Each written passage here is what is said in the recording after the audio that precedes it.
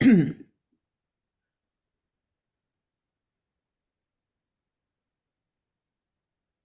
I'm getting that stupid exception, but I believe that we are live on Facebook at this time. Let me go and see exactly what kind of stupidity Facebook is serving. It is quite gifted in this way. Indeed.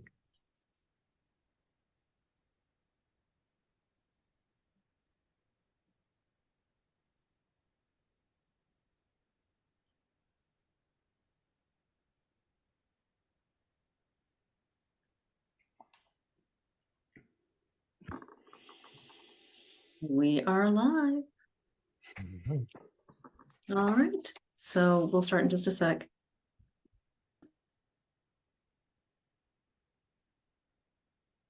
Good evening and welcome to Story Hour. I'm tonight's host, Laura Blackwell. My co-host, the marvelous Daniel Marcus, started Story Hour almost 4 years ago in the throes of the pandemic. And we've just been coming back every Wednesday because it's been that much fun for us. Welcome back to those of you returning, and welcome to those of you joining us for the first time. As always, we have two wonderful writers reading their wonderful stories in their very own voices. Tonight's readers are Allison Wyss and Daniel Marcus. I know that name. Well, anyhow, if you're here on Zoom, you can chat with us in the text chat on the right here. If you're joining us on Facebook, hi, we're really glad you're here. We may not be watching those replies super closely, so just be patient with us if you need a reply. And let's hear about tonight's readers. This Daniel Marcus guy, Daniel Marcus, let's see. Daniel Marcus has published stories in many literary and genre venues, including FNSF, Asimov's, Zizova, and Sinking City, to name a few. He is the author of the novels Burn Rate and A Crack in Everything, and the short story collections Binding Energy and Bright Moment and Others. Daniel was a finalist for the John W. Campbell Award for Best New Writer. He's taught in the creative writing programs at UC Berkeley Extension and Gotham Writers Workshop. He's a graduate of the Clarion West Writers Workshop. Oh, and he's the founder and co-host of Story Hour, a weekly series of live stream speculative fiction readings. I've heard of that. Indeed. Yes. It's I understand it's Hugo eligible in the Best Fan Cast category as well. Can you guys tell when I'm editorializing? That's clear, right? After a spectacularly unsuccessful career attempt as a sax player, Daniel earned a PhD in mechanical engineering from UC Berkeley and has worked as an applied mathematician at the Lawrence Livermore Lab, the Lawrence Berkeley Lab, and Princeton's Institute for Advanced Study. He then turned his attention to the private sector. I almost said pirate sector. Ooh, I would love that. Yeah, I'll have to get you a hat. Where he has built and managed systems and software in a variety of problem domains and organizational settings. Okay, so my reading that first when he's going to be reading second is my problem domain for Daniel to solve later. Our first reader tonight is actually going to be Allison Wyss. Allison Wyss is the author of the short story collection Splendid Anatomies from Valise Books, which was a finalist for the 2022 Shirley Jackson Award, one of my favorite awards. Always love everything on the list.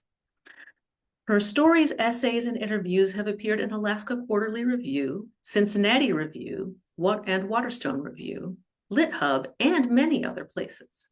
Some of her ideas about the craft of fiction can be found on Reading Like a Writer, a monthly column she writes for Loft Literary Center, where she also teaches classes. Allison, welcome. Thank you. It's so fun to be here. I super love fun to this. have you. I've loved reading these. I just binged through the backlog of everybody who's read over the past few years. It's just incredible. This is to be a part of. This is amazing. Thank you so much for having me. Well, thank you for being part of it. Um, Hear your thank stories tonight. Hmm? I can't wait to hear your stories. Thank you. So, yeah. So what I'm going to read is I'm going to do something that I haven't done before, but I'm really excited about it. It's a little weird. I hope it comes across okay. I think it will, or I wouldn't do it. But and it's to read two very short but very different versions of the same fairy tale. And I'm excited about this because I think fairy tales become a sort of multiverse and that we can tell them 1,000 different ways. Um, but they're all true and they can all exist at the same time. Yes. Yeah. So what I want to do is I want to I'm only gonna do two of these, two of my versions, and I'm gonna tell you it's Snow White. And I just want to invite everybody listening to think about any other version of Snow White that you know. If you know the old, very dark traditional tales, even the tale of Snow White, with, in different stories, if you know the Disney, which is dark in its own way, or any of the retellings that have, cropped up by amazing contemporary writers, like if you just sort of let them all sit in your head at the same time, because that experience of all the stories layering at once is part of how I think these stories create depth, but it's also just strange and magical, that they can all sort of be this multiverse of stories. So that's my plan. The two I'm going to read, though, they're very different. It's not hopefully going to seem repetitive. Bring it on. And then content warnings, just a few. There is a lot of violence. There is some blood and guts. All sex is consensual, but it is not pleasant. So if that's something that might bother you, brace for it. And they're a little bleak, but they get a little better. So the first one, the Snow White Girl. The king's wife gave birth to a child with no pigmentation. At first, the woman was filled with fear, but then she saw that the child was a girl. The abnormality could be hidden. She wrapped the baby tightly, and the king did not care to look at it. As soon as the child grew hair, downy, fluffy stuff of perfect whiteness, the king's wife dipped the child headfirst in ink to dye her hair black. She burnt a sharp stick of wood in the fire and poked the girl's eyes with it to tint them, and she painted her lips with blood. The king's wife never let the girl leave the castle, never permitted her to play in the sun with the children of the courtiers, for the sun was too bright for the girl, and her disguise was too thin. She was allowed only to creep through the shadowy parts of the castle and to brush her mother's long, naturally black hair. And so, never seeing her, except in flashes of bloodied lips, of pale skin and inky waves of hair, the people made up stories. They said she was very beautiful. Among themselves, they called her Snow White. But snaking along beside this story, curling about it and choking it out at times, there grew another thing that was said about the king's wife's daughter, that she was not beautiful but hideous, that she was not modest but ashamed. Still, the girl grew up. She became older and taller, but no more like other people. She lurked in the shadows, hid beneath a dark cloak. It was only when wandering the tunnels beneath the castle, the dungeons, the root cellars, that she felt at ease. The king's wife was timid, diffident, but she knew a little magic. She enchanted a mirror and gave it to her daughter. A cruel gift, a mirror, to a child so different. But the enchantment, it saved her. Instead of her own pale face, with its weak bleeding eyes and hair faded to nearly green, the mirror showed other faces. It showed her the fairest faces, but also those not so fair. She found amusement in it and a small measure of comfort. As the girl aged, her mother taught her to dip her hair in black ink, to stab her own eyes with the fire-blackened stick of wood, and to bite her lips until they bled red and brilliant. And above all else, she taught her daughter to fear the sun. During these years, the king ran his kingdom with cruelty and cunning. He forgot mostly that he even had a daughter. But his subjects did not forget. They talked of the Snow White girl, so beautiful that she only sat in front of a mirror all day. They talked of the girl so ugly that her mirror showed her other faces, out of pity. When the daughter finally came of age, the king was reminded of her only by the suitors who began to plague the castle. He considered how it might serve him to marry her to someone powerful, so he sent for her. But when he finally saw his daughter, the king knew immediately that her hair and lips were dyed, that her eyes were colored with ash and nearly blind. He lifted his hand and struck her hard across her ghost-white face. His instinct was to thrust a sword through her belly, but the girl looked so helpless, cowering in the cold, dark room. The split skin of her cheek was like a prettier sideways mouth. The king thought it would be distasteful to kill her, and so he let her run away. She knew the tunnels well and hid from him, clutching her cheek, but with sure steps into the darkness. Then the king found his wife, the girl's mother. She was tried for treason and publicly beheaded. The king sighed with some regret over her death, for she'd been sweet to him and unobtrusive. Then he sighed again over the daughter they'd both let live. The daughter attended her mother's trial and beheading, but stayed in the shadows. She tried to watch bravely, but her vision was too poor, and so the execution was a blur. She was afraid of the king, though he'd mostly forgotten her, and thought to hide herself in the mines in the north of the kingdom. With her near blindness, she navigated by the wind that rushed through her cloak and by the feel of the stones through her shoes. Through the countryside, she slept with livestock and drank the slop of pigs, or else she stole chickens, wrung their necks, and ate them raw. She carried with her a small shard of glass, a fragment from a broken mirror. She pierced her hand with it, smeared the red across her mouth and cheeks. When the girl reached the mining towns, she scavenged at the edges of them, stealing garbage from the cottages, drinking dirty water and runoff from the caves. She survived this way for several weeks, until the men of an outlying cottage found her.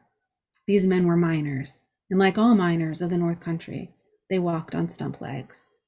It was the custom in the mines to cut off whatever made them too tall for the caves, either the head or the ankle, as the saying went. They pulled her from a heap of refuse, inspected her ghostly white skin and the pale roots of her dyed hair. They were disgusted and could see no use in her. They argued among themselves about what to do. She's trouble. Let's pretend we never found her. She's dangerous. Let's kill her. She has a twat. Let's see if she'll fuck us. The oldest of them spoke the loudest, however. These are good ideas, but each will keep. Let's first see if we can wring some work out of her. So they took the girl to their cottage in the woods. The first day, the men asked the girl to scour the pots and pans from dinner the night before. She agreed. Yet after they had marched off to the mines, she set about the task and found it too much for her. Her hands were too soft and her arms too weak to scrub away the grime. Upon their return, 6 of the 7 shortened men wanted to kill the girl, but the 7th and oldest prevailed upon them to wait. The next day, the men asked her to do the laundry. The girl agreed. Yet again, when she said to do it, she could not. The tub of water was too heavy, and she could not bear the sun long enough to hang the clothes to dry. When the men came home, 6 of them were furious, but the last man, being the most inured to misery, convinced them to try again. Each day, they gave the girl a different task, and each day she failed. Her eyes were too weak for some chores, mending, sewing, and her skin too delicate for others, weeding, tending the garden. And apart from her other faults, she had no talent as a cook. The oldest shortened man finally agreed that sex might be the only thing she was good for, so it was the task requested of her, and she agreed. But it turned out to be just one more chore that the girl failed at. Her body was not very flexible, and her skin was scaly, blistered and rough from her poor attempts at housework. Used to a life of hiding, she refused to cry out and merely scowled the entire time. Only 4 of the 7 men managed it all, and those 4 admitted that the experience was not enjoyable. It made them feel weak instead of powerful, sorrowful instead of aroused. The debate began over whether it were safest to cast her back into the woods or to run a spear through her belly. As they were arguing, however, a new idea snaked its way into their discussion. At first, no one spoke the idea. It seemed too odd. But eventually, the men grew brave. We could take her to the mines. The girl agreed. She was not tall, but neither was she short enough for the caves, and so the bottom portions of her legs were cut off. The chop was made mid-shin, and the men considered her lucky to keep so much to hobble about on. To the surprise of everyone, including herself, the girl was good at mining. From the beginning, she was comfortable in the dark and could navigate the tunnels by the feel of the air in her cheek. Her fingers traveled the maps of the rock walls, and she could feel which pulsed with ore and which were void of it. Her arms were weak at first, but they gradually strengthened. And having never run joyfully in the sunlight or danced at a ball, she missed her feet and ankles only mildly. In exchange for her wages, the girl stayed with the 7 men. She worked every day at the mines and knew her life was the best she could hope for. The men still bothered her for sex, but only sometimes, when they grew tired of each other, and she learned not only to hold her face more pleasantly, but to find a measure of enjoyment in it. The oldest man gave her gifts occasionally, ribbons one day, another time combs. He once brought her a shiny red apple, but she was too blind to see the color, and it gave her a bellyache anyway. She took on color through mine work, as the coal dust stained her skin and hair and eyes. She still avoided the sun, but it was more out of habit than fear. She kept the shard of broken mirror, though she'd forgotten its purpose. The girl lived with the 7 men and dug in the mines until she grew to a very old age and died. She had no children to bury her. She was never put in a glass case. That was someone else. And no one kissed her white lips to wake her. That part was just a story, invented by a prince and peasant who wanted to marry despite their social standing. When she died, the 7 men, so old by then they were bent double, joked about the pervert who would defile her corpse. They proposed setting her on a hill to attract whoever wanted her. Only the oldest found the joke unfunny. But in the end, they let the miners' union provide a pine box, and they dug a hole in the wood she'd sprung from. They were good at digging.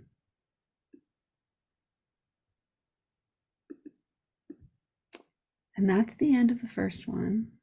The second one is a little bit different. Snow White Alive. When I took off my headphones and emerged from my home office, Snow White was passed out on the kitchen floor. Blood forked down her forehead from the part of her hair. Then I saw it didn't start there, but higher. A comb was embedded in her scalp, hammered down so it pierced her skull. I tried to pull it loose, but it wouldn't come. I gripped the mother-of-pearl edge of it with both hands and pushed her head away with my slippered foot. The ooze that poured from the hole was not blood. At least not all of it was blood. It was brain juice. Still, that knucklehead woke right up. She was dazed, but she always was. "I'm fine," she said, a bit lightheaded. And she mopped up the juice along with the blood and some mud that had been tracked in. I returned to my work. I was an engineer for the mines. I planned pathways to ore, signed off on new tunnels. Snow was the same, and wasn't the same at all after the comb pierced her skull. She was dazed, yes. She was happy, of course. But sometimes she looked at me, and in her eyes there was the deepest sadness you could ever imagine. When she looked like that, I thought of the blood, the way it ran down her forehead, the way the rivulets forked, then connected. After the blood, I saw the synapses. I saw them, inside her brain and inside mine. Explosions marked pathways from thought to thought. Her thoughts. They snapped with mine like a lightning bolt, a spark, a web, a bright connection. Then dark again, but seared behind closed eyes. Her brain juice on my hands. Did I wash them? She kept cleaning. She always cleaned. And she talked to those birds, those squirrels. She knew their language. She always did. Or did she? When the sadness hit her eyes, the animals stopped talking to her. The toads, the birds, the deer and rabbits. The lightning struck, and it was Frankenstein and his monster howling. She pushed her thoughts to me. It was a moment of revelation. I warned her about the peddler woman, whose shadow I had seen through the window, who fled as I pulled the comb from her head, who must have been the queen. I warned that she would make another attempt, but my warnings were weak. When I spoke of it, Snow White's eyes weren't sad, but serene. She patted my hand. I worked from home then, drawing diagrams of mines on the computer. She dusted my keyboard over my shoulder as I typed. I planned tunnels, remotely programmed the equipment. Her arms were smooth and warm, and the chemicals in my body surged at a whiff of her body's chemicals. Then I saw her sad eyes reflected in my screen. I torqued my neck, and when the lightning flashed from her brain to mine, from the brain juice leaked on my fingers, I thought the word trepanation, and I Googled it. A free-floating sensation. A brain is uncaged, encased in the tomb of the skull. It limits us. A crack, a piercing, and then it is free. I didn't hear the peddler come with the ribbons. It must have been the queen. I emerged to eat my lunch that Snow White always made, but there was no lunch, and she was on the floor. Her neck was wrapped in rainbow colors, sparkling ribbons. The skin of her neck bulged through the silk. Her eyes were popping from her head. Her mouth was gasping. Her tongue was the wrong color and sticking out. I jumped for a kitchen knife. The one I grabbed was too big for the task, but the task was urgent, and I cut through the ribbons. I sliced her neck as I did it, but not in a crucial spot. She could breathe again, and I ran for bandages. She couldn't speak right away. I looked at her eyes to see if there was light in them, if she was okay. And there was sadness there, then the firing of synapses. They zapped from her brain to mine. I felt it in the brain juice in my fingers. I saw it in a flash of lightning. The lightning, the howl, the revelation. There was a glowing fork, a way, a path. She knew it. She showed me. But the flash was too quick. I couldn't grasp it. After that, she cleaned up the mess, the scraps of ribbon, so lovely, and the blood that made starbursts on the wooden floor. Such a beautiful color. She swept the floor and then scrubbed it on her hands and knees. She twittered with the birds, danced with the spiders. When the bunnies hopped through the kitchen, she hopped too. And even when the house was clean, she never ceased wiping and polishing and sweeping, and singing and twittering as she did so. She didn't talk anymore. The words of her songs had turned to la la and fiddle-de-do, bum-de-bum-bum, yeah, yeah. One day I went to the mines. I had to watch my plans in execution, but I knew they would work. Those bland machines, those tunnels, and hard hats and pickaxes. Properly tortured, the earth spewed its insides. When I returned, she was convulsing on the kitchen floor. Foam dripped from her chin. I stuck my fingers down her throat, stretched them long and grasping for the apple. She vomited, and the bile burnt the skin of my forearms. She retched again and again, and it brought chunks of food, or sometimes it was a raspy hiss that filled the room and smelled worse than the vomit. Her eyes were open, but she didn't seem to be conscious. She threw up blood, then bits of organ, bloody, with veins throbbing in them. She threw up her own intestines, a bit of lung, her liver, her uterus, her heart. She kept going. The woodland animals watched through the windows. Before her eyes closed, she looked at her organs centrifuged around her, then at me. The lightning flashed to me. The green monster sat up, and there was a howl, a roar so deep it went on forever, but it didn't come from her mouth or her lungs. She was propped on her hands and knees, and then her arms buckled, and she was mush. I listened for a heartbeat, but her heart was beside her, one point in the bloody spiral that wrapped us. Her chest had deflated, even her nose had collapsed, and her face sagged. She was a sack of skin with eyes and hard parts where the larger bones hadn't passed. She was dead. I couldn't fix that. She was in pieces. That I could fix. I sorted her intestines by size, and then I found a needle and some thread. I stitched them into a long cord that I wrapped like a ball of yarn. I didn't know the order of the parts that spun out around me, but I pierced the organ bits with my sharp needle, and blood oozed, which seemed like a good sign. Veins and arteries were tangled, but I worked out the knots, then tunneled them through the sleeves of her arms and legs. I stacked bones and affixed muscles to them. The muscles were sticky, which I hadn't expected, but used to my advantage. It was like stuffing a teddy bear, but the position of the fluff seemed more important. Or maybe it didn't matter at all. The task took days and nights. I couldn't sleep with her splattered there, so I kept stitching, kept puzzle piecing. She'd been making a thick stew, or a thin one that grew thick over the days, and I drank it from the ladle when I was hungry. My hair became sticky with her blood. Behind dead lids, her eyes seemed to pulse. I remembered their sadness. I remembered the lightning that flashed and the synapses. The smell was getting worse. When her body was one piece again, not like a person, but like a doll, I hammered together a coffin. For the lid, I used the storm door because it had a window. I'd worked so long to stitch that body together that I wanted to see it. And I dragged the box with the doll of a person out of the house and up a hill. I was too tired to dig a grave. I was too tired to drag my own body down the hill to my bed. I collapsed beside her on the hill. I fell asleep. I woke to thunder. I woke to rain. When the lightning flashed, it was her brain meeting mine, and the juice of her brain on my fingertips. The synapses flashed with the lightning. She lifted from the wooden box. She shattered the glass window of the storm door. She sat up. Then she stood. I hadn't even kissed her. She was alive. Thank you.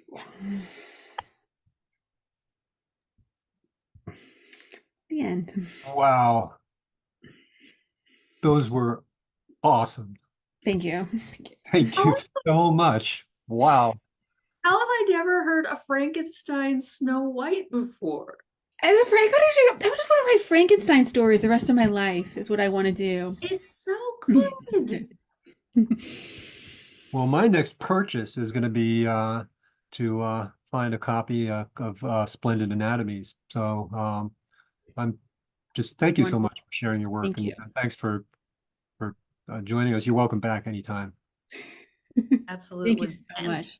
So excited for what's next, though. I do love the way the different Snow Whites layer together. The way all the stories lie together, you know, like it takes so many petals to make a rose. It's just so wonderful. As you know, it is our way at Story Hour to just take a moment between the stories between the authors to let the first story or stories sink in and become part of our DNA and ready ourselves for the next one. So thank you.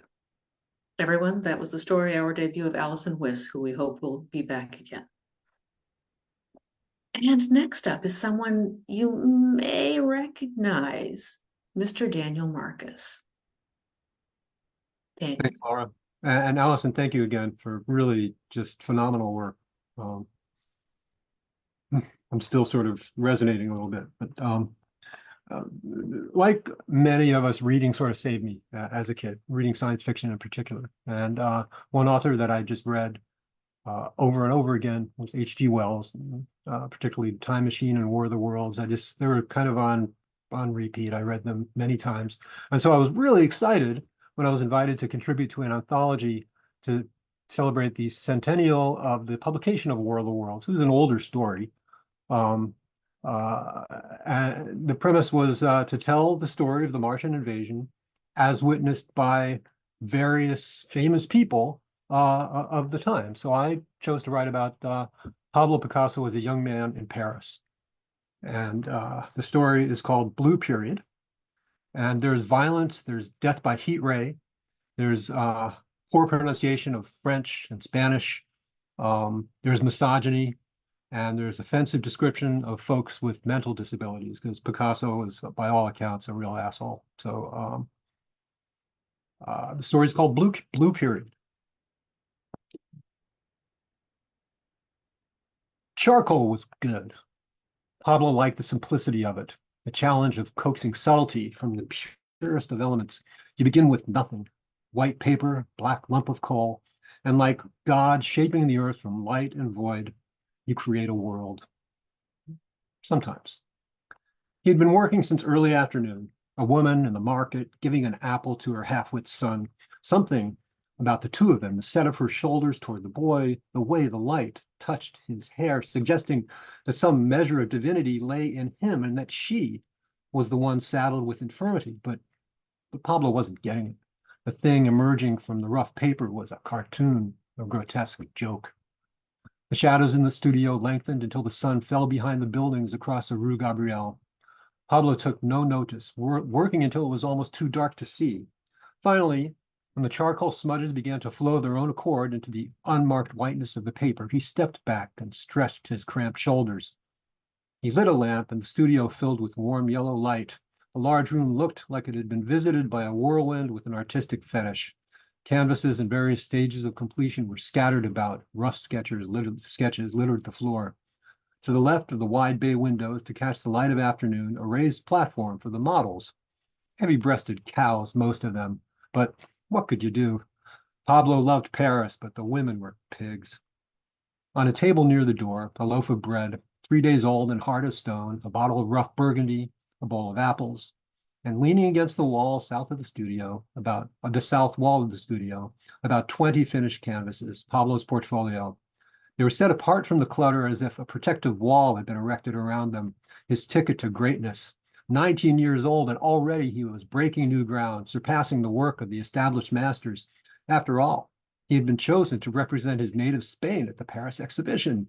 The canvases he saw in the Montmartre galleries would be better suited to wrap liver.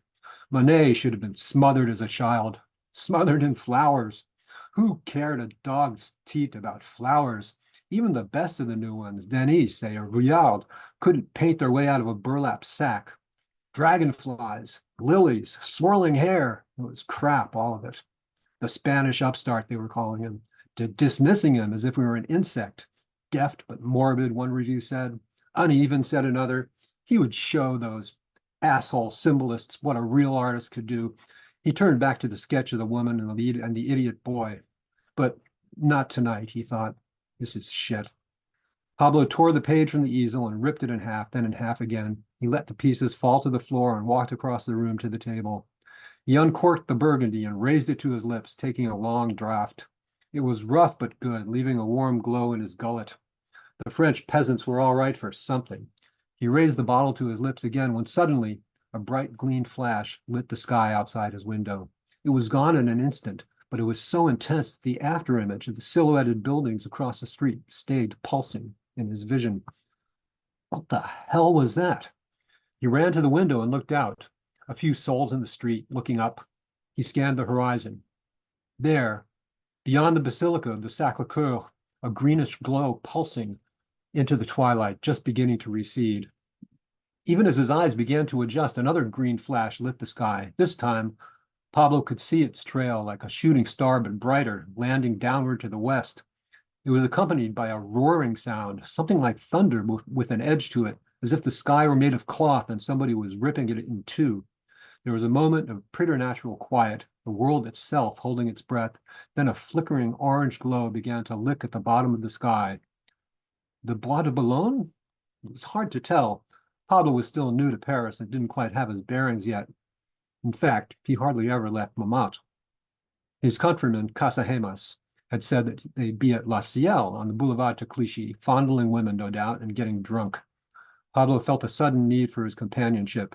He grabbed his jacket and cap and began to head out the door. Then, as if he'd forgotten something, but wasn't quite sure what, he stopped, turned, looked around the room. His eyes lingered on the stack of canvases leaning against the wall. His mind filled with an unfocused dread, almost crushing him under its sudden weight. An effort of will, he pushed it aside. Everything was all right. Shooting stars, big deal. God taking pot shots at the lame and unrepentant. Pablo knew that God had other plans for him. The streets were buzzing with energy. People clustered in front of shops, talking, gesturing up at the sky. As Pablo passed one such group in front of a patisserie on the Rue Saint-Vincent, he overheard someone say, "Men from Mars, I'm telling you, they've landed." Pablo approached the group. "Excuse me, my French still isn't very good. Did you say men from Mars?" "Yes!" The speaker grabbed Pablo by the lapels. He was drunk. His breath would have knocked over a horse. "A cylinder landed at Royaumont this morning and vile things crawled out. Gargoyles. The monastery is in ruins." Pablo pried the man loose and walked away. One of his companions laughed. "The monastery is 700 years old. It's already in ruins." "Laugh all you want," the drunk said. "We aren't the only creatures in the cosmos God has graced with intelligence. They're here to test us, and we better be ready. Another of the man's companions winked at Pablo and pantomimed drinking from a bottle. Pablo walked away. Their voices faded behind him, drifting up into the warm night air. Men from Mars. Pablo had read in Le Figaro about the recent volcanic activity on Mars, jets of gas shooting up out of the planet's surface, visible from Earth with even a modest telescope, 40 million miles away. Pablo shook his head. What did numbers like that even mean? And now men, no, monsters, gargoyles sent by the god of war. He laughed. Casahemas was going to really get a kick out of this. He quickened his pace. He cut through the Montmartre cemetery on his way to the Boulevard de Clichy, and quiet surrounded him like a velvet glove. Gnarled oak trees cast a protective canopy, muffling the street sounds. Neat rows of headstones, pale in the moonlight, followed the gentle hilly contours like cultivated crops. The sky above the trees in the south was the sky above the trees to the south was bleeding orange at the bottom. Inside Le Ciel, the smoky air was charged with reassuring chaos. An acrobat tumbled across the stage, flanked on one side by a dwarf in formal evening attire, and on the other by a grinning pinhead in a flowered nightshirt. A mustached pianist played a lively accompaniment. Near the bar, two men shouted at each other at the top of their lungs. It was business as usual at Le Ciel, Martians or not. He scanned the tables for Casahemas. There, near the front, his friend's broad back and shaggy black hair. He was leaning over to whisper something into his companion's ear. She threw back her head and laughed. Pablo stared. This one was beautiful, not painted like a whore, but flush with the bloom and innocence of youth. Casahemas was moving up in the world. Pablo pushed through the maze of tables and wedged a chair between the two of them. "Oh, Carl," he said, "what have you been keeping from me?" Up close, the woman was even more lovely than he'd thought. Curly brown tresses framed a heart-shaped face. Cool blue-green eyes like the ocean under a tropical sun. "Casahemas and I are the best of friends," he said to her. "We share everything, you know." She blushed and smiled, but Pablo saw a flicker of anger pass across her face. "Passion, too. Good." "Hey, Pablo, behave yourself," Casahemas said. He turned to his companion. He doesn't know how to act around a real woman, just the whores. Germain, this is Pablo Ruiz Picasso, the greatest painter in Paris, only nobody knows it but him. 19 years old, and already he is a legend in his own mind. Yes, well, one day Carl will shock us all and sell one of his own paintings, Pablo said. He took Germain's hand and brought it to his lips. "I'm not only charmed," he said in Spanish, "but stricken with envy that this pig will be taking you home tonight and not I." Her eyes flashed again with anger, and she blushed a deeper red. She started to say something, glared at Casahemas, pulled back her chair, and stalked away. Casahemas glared at Pablo. "Her father is Spanish, you fool. She speaks it like a native. You've really done it this time." He got up and hurried after Germain. Pablo grinned and watched him weave through the crowd, narrowly missing a collision with a waiter carrying a tray laden with bottles and glasses. He picked up his friend's glass, still half full of ruby burgundy, and took a healthy sip, and turned his attention to the stage.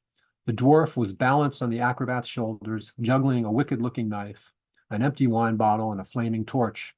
The pinhead looked on, his mouth hanging open. In the light from the stage lamps, his lips were shiny with drool. After a few moments, Casahemas and Germain returned to the table. "Germain has consented to stay if you will apologize to her, Pablo," Casahemas said. She was glaring down at Pablo so hard that he had to look away to keep from smiling. "I'm sorry," he said. "That you're with Casahemas," he added to himself. "We've gotten off on the wrong foot. Please stay." She smiled, a little stiffly, though, to be sure, and sat. Casahemas did likewise. Pablo motioned a waiter over and ordered a bottle of wine and a plate of bread and hard cheese. "So," he said when they were settled, "what do you think about the men from Mars?" Casahemas laughed.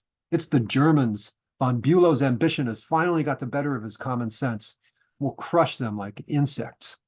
"The Germans," Germain said. "We're at war then." "No, I'm kidding," Casahemas held up a hand. "But it seems more likely an explanation than men from outer space." "Well, something is going on," Pablo said. There were 2 explosions, at least 2, and I think the Bois de Boulogne is burning. Burning, Germain said. Maybe we should try and find out what's happening. Maybe we should have some more wine, Casahemas said. Pablo thought for a moment, then grabbed the bottle and stood up. Maybe we should do both. It's better to know what's going on than be left in the dark. He wrapped the bread and cheese in a napkin, stuffed it in his jacket pocket. Germain and Casahemas looked up at him from the table. Well, what are you waiting for? Let's go. They looked at each other. Casahemas shrugged and reluctantly pushed back his chair. He offered his hand to Germain.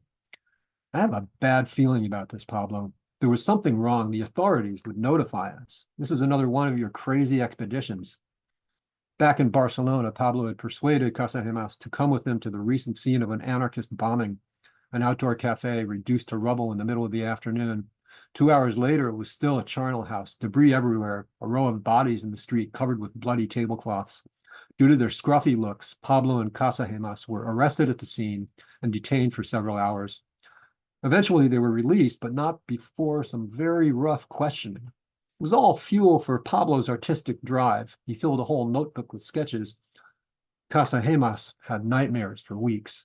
Disembodied hands, flesh, cracked and burned, reached for him in the dark while faceless inquisitors hurled nonsense questions at him. Don't worry, Carl, Pablo said. Germain and I will protect you. Germain smiled uneasily. Pablo took a last look across the room at the stage. The pinhead was looking directly at him. His eyes, which Pablo had first thought glazed with idiocy, burned, full of suffering and grace, into his own. Pablo turned away. Traffic was heavy on the Boulevard de Clichy. Horses, carriages, the occasional motor car wove through the thickening crowd of pedestrians. A tradesman, still in work clothes, had his wife and 2 beribboned girls in tow. A trio of drunken soldiers passed a bottle back and forth, laughing. The overall mood was almost that of a holiday. It was as if they were saying, this is Paris, after all, the center of the civilized world. What could possibly happen? Pablo thought back to Barcelona again, to death himself laying waste upon the languid peace of an afternoon. Anything could happen, anything. God is a cruel prankster, and these Parisians are fools. When he could get a glimpse of the sky to the west, Pablo saw that it was still tinged with flickering red at the bottom, but the crowd was moving in the opposite direction, toward the center of the city. He stopped a young man in a blue watch cap. What's going on? Something's crashed into the Seine, near the Ile de la Cité. The river is boiling. Germain and Casahemas clung tightly together to avoid being separated in the thickening crowd. She reached out her hand to Pablo, and he took it. It was warm and soft and strong. Pablo heard several different stories, each of them more fantastic than the last. Notre Dame had been leveled. A great crater had been plowed into the Jardin de Luxembourg, and grotesque things were crawling out. Another variation of the Royaumont story, only this time the Martians, after destroying the monastery, began striding across the land in great cowled vehicles hundreds of feet high, setting fire to everything in their path. The crowd had a life of its own now, sweeping them down the Rue Rivoli. When they reached the Pont d'Arcole, Pablo shouted to his companions, let's stay on the bridge and let the crowd pass. We can see everything from here. They pushed their way to the side of the bridge, buffeted by passing bodies. When they reached the railing, they held on. Soon, the mob thinned. Something was going on in the river. Just beyond the top of the Ile de la Cité, a circular patch of water 10 meters across pulsed a luminous green, the glow intensifying to eye-searing brightness and fading to cool chartreuse with a period of roughly 30 seconds. As it brightened, the water in the affected region bubbled furiously. Wraiths of steam floated above the river. This must be where one of the shooting stars landed, Pablo said. A pair of barges bristling with grappling equipment floated on either side of the glowing area. Men clustered on the decks. There was something wrong with the outline of the Notre Dame Cathedral. As his eyes adjusted, Pablo saw that one of the towers was gone, sheared off near the top, leaving a jagged silhouette. The shooting star must have grazed the old cathedral in its descent. A black tentacle broke the roiling surface of the water. Its motions were flexible, but was clearly a mechanical contrivance composed of a series of articulated segments. Tentative at first, it waved this way and that, as if sniffing the air, extending itself all the while above the river like a metallic beanstalk. It stopped its weaving motion, leaned towards one of the barges, and struck with reptilian speed.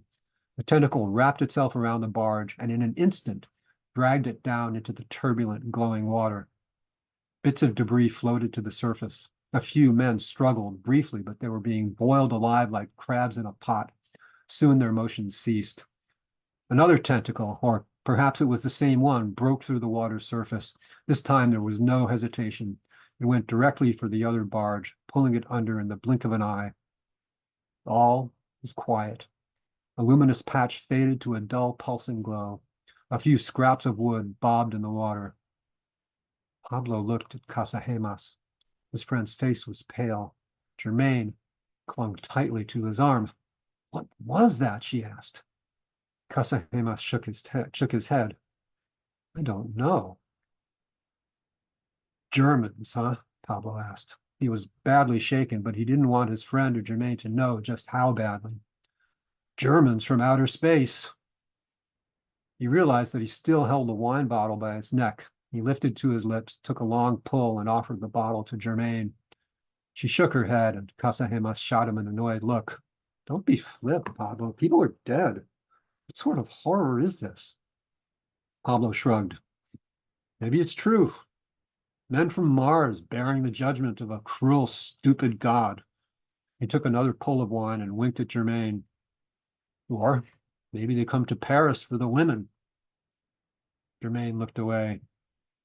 Suddenly, the water began bubbling furiously again, and a rounded shape broke through the roiling surface. It continued to rise. Sheets of water cascaded off its surface. As it cleared the water, Pablo saw that it was supported by 3 jointed legs. Curled tentacles dangled from its flat bottom. One such tentacle was wrapped around a box affixed to one end of which was a shape like the funnel of a Victrola. At its full height, the thing towered above the river, balanced on spidery tripod legs. The cowled head was level with the turrets of Notre Dame. It looked this way and that in a manner that was almost human. Surely this thing is not one of the Martians, Pablo thought. It must be some sort of vehicle with the creatures themselves inside. Whatever it was, intelligence and malice guided its motions. It stepped out of the river and onto the quay, raised the funneled box, and pointed it at the Notre Dame Cathedral. A deep thrumming sound seemed to emanate from the device. Suddenly, a ghostly green beam, almost too faint to see, leapt from the box, and the face of the great cathedral exploded. Stone shattered, stained glass glowed and ran like wax. The remains of the south tower began to collapse as if in slow motion. It took Pablo a moment to realize that what he was seeing was the effect of great heat.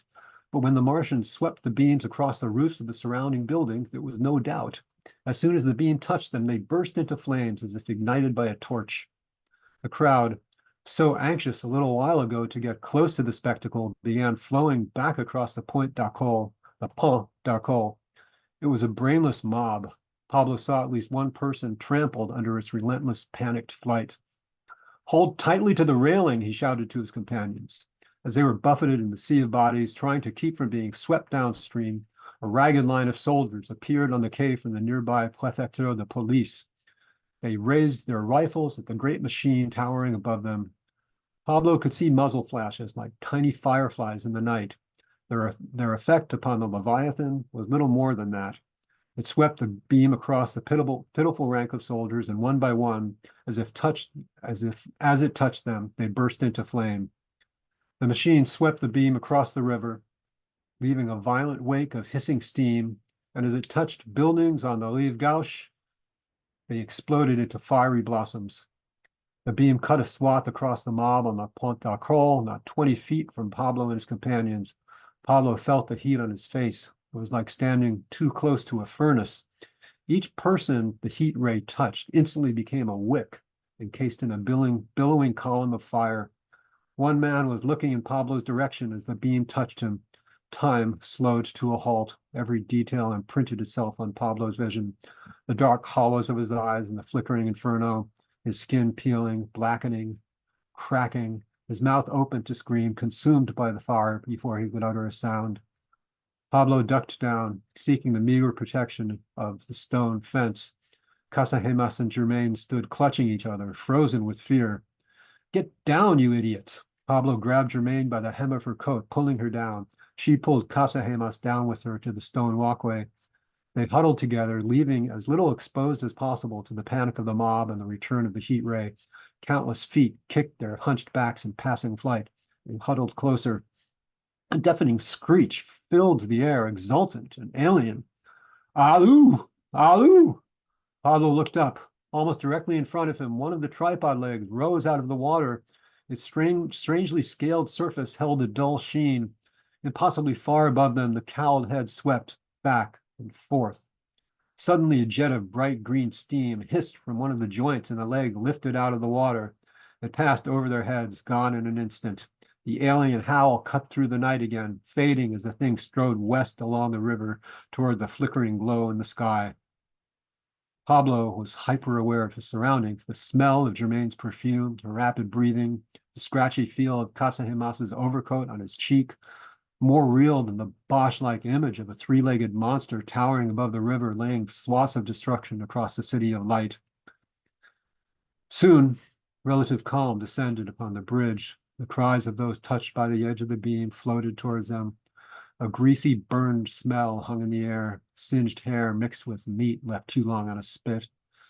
Wisps of smoke rose from the pathetic, charred hulks that had once been human beings. Scattered groups of survivors began looking dazedly around. A few began seeing to the injured. What are we going to do? Casagemas asked. They had retreated to the safety of an alley on the rive gauche side of the Pont d'Arcole. In the distance, they could hear the hollow boom of artillery. My parents live in Versailles, Germain said. I have to get out there. I will accompany you, of course, Casagemas said. Germain touched his arm gratefully. He looked at Pablo. Pablo thought of the stack of canvases in his studio, his portfolio, the sum total of his work to date. It would be easy to dismount them and roll them up. He could no more abandon them than he could leave an arm or a leg behind. Pablo nodded towards the orange glow in the western sky. And that's probably Versailles, he said. I don't know if there's anything left. Germain began to weep. Pablo, you are such an asshole sometimes, Casagemas said. Pablo shrugged. Do what you must. I have to go back to the studio and get my paintings. It would be a disaster if they were destroyed. A disaster, Casagemas said. What do you think is happening here? Your paintings mean nothing, Pablo. We have to survive, help if we can. Our chances are better if we stick together. Pablo stiffened. You are a woman, Carl. Go then, run. Survival is nothing without art. Otherwise, we are no better than dogs pissing in the street. Casagemas glared at Pablo and pulled Germain closer. Without a word, he turned and walked out of the alley, his arm around her shoulders. Pablo watched them turn the corner and disappear. His soul was filled with blackness. A part of him wanted to chase after them, to throw in his lot with them, flee the city and find a safe haven somewhere far away. But Casagemas was a fool. There was no safety anywhere. It was the apocalypse. Grace had passed man by and thrown open the gates of hell in her passage.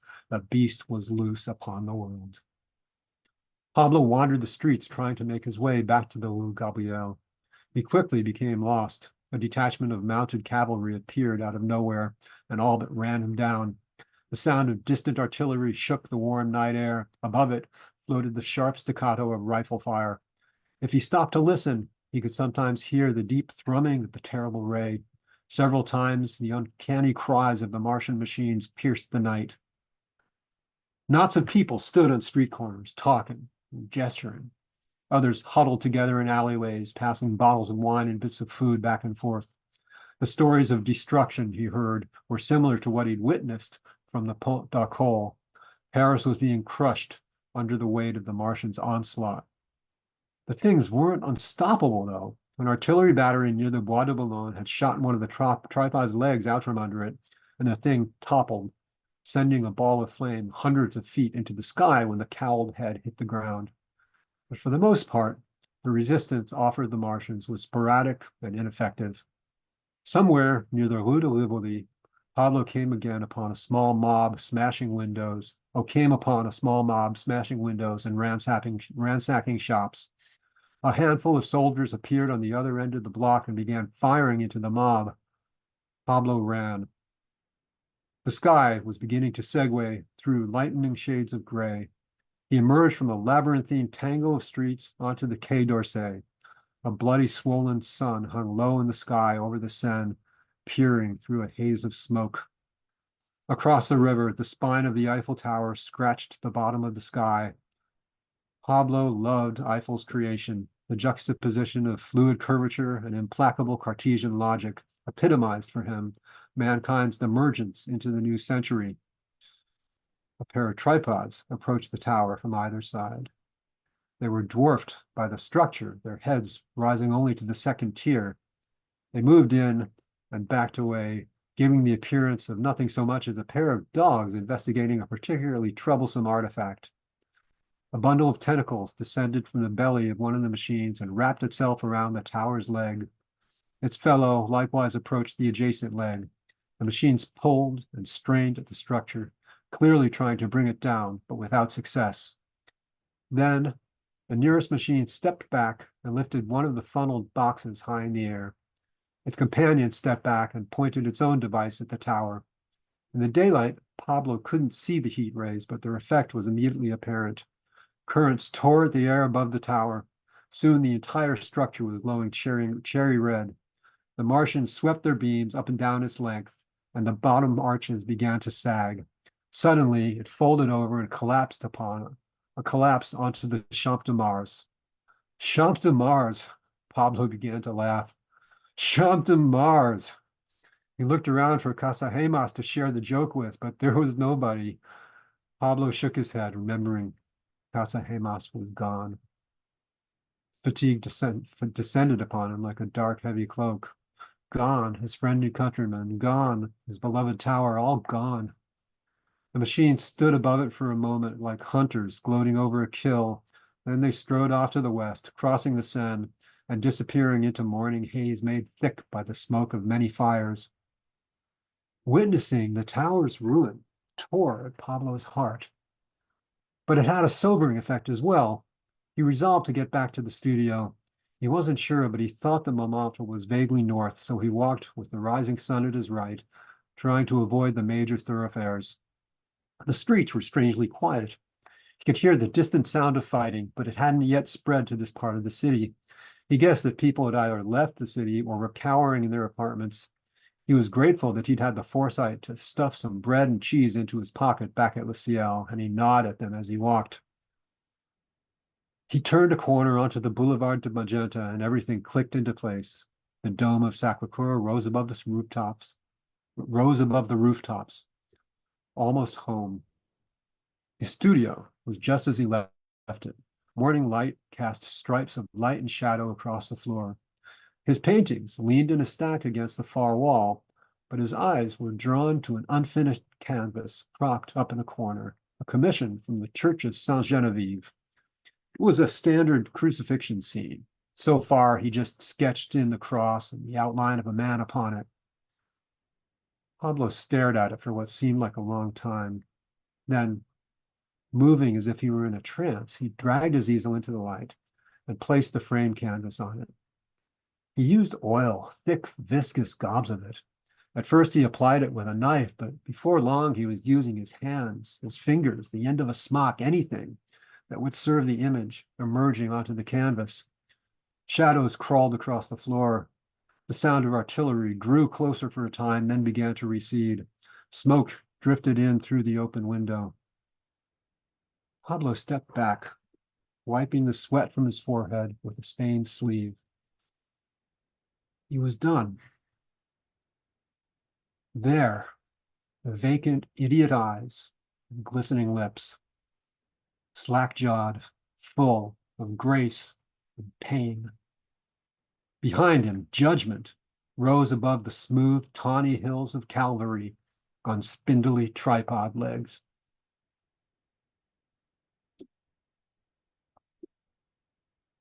The end.